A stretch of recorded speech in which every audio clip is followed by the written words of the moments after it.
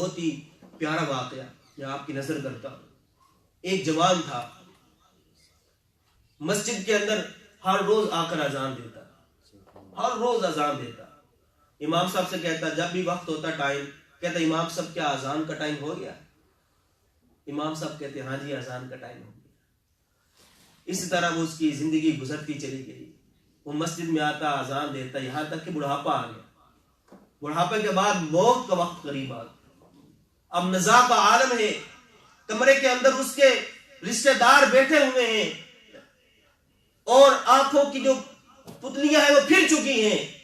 بالکل نزاع کا وقت ہے کیونکہ وہ ساری زندگی اذان دیتا رہا ہے. اتنے میں وہ امام صاحب, مسجد کے امام صاحب آتے ہیں کہ میں خیریت جو وہ پوچھنے جاتا ہوں ان کا کیا حال ہے. جیسے ہی وہ کمرے کے اندر داخل ہوتے ہیں, کس نے کہہ دیا امام صاحب آ گئے.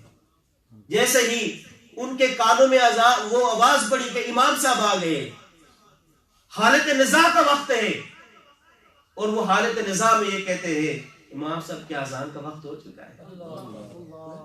اذان کا وقت ہو چکا ہے کیونکہ ساری زندگی اس نے اذانیں دی ہیں, ساری زندگی اس نے نمازیں پڑھی ہیں, اللہ اللہ کرتا رہا ہے. امام صاحب سے پوچھ کر وہ اذان دیتا رہا ہے کہ امام صاحب اذان کا ٹائم ہو گیا ہے. آج جب وہ اس کے کانوں میں وہ امام صاحب کا جب وہ نام پڑتا ہے تو حالت نزاع کے اندر وہ کہتا ہے کیا امام صاحب اذان کا وقت ہو گیا ہے؟ امام صاحب دل لبھانے کے لیے کہتے ہیں جی اذان کا وقت ہو گیا ہے. ساری زندگی اذان دیتا رہا, نزاع کا وقت ہے, لبوں پہ جاری ہو جاتا ہے اللہ اکبر اللہ اکبر اللہ اکبر اللہ اکبر اشہد ان لا الہ الا اللہ اشہد ان لا الہ الا اللہ اشہد ان محمد رسول اللہ اشہد ان محمد رسول اللہ. حی علی الصلاۃ حی علی الصلاۃ حی علی الفلاح حی علی الفلاح. اللہ اکبر لا الہ الا اللہ. اور روح پرواز کر جاتی ہے, روح پرواز کر جاتی ہے. کتنی اچھی موت.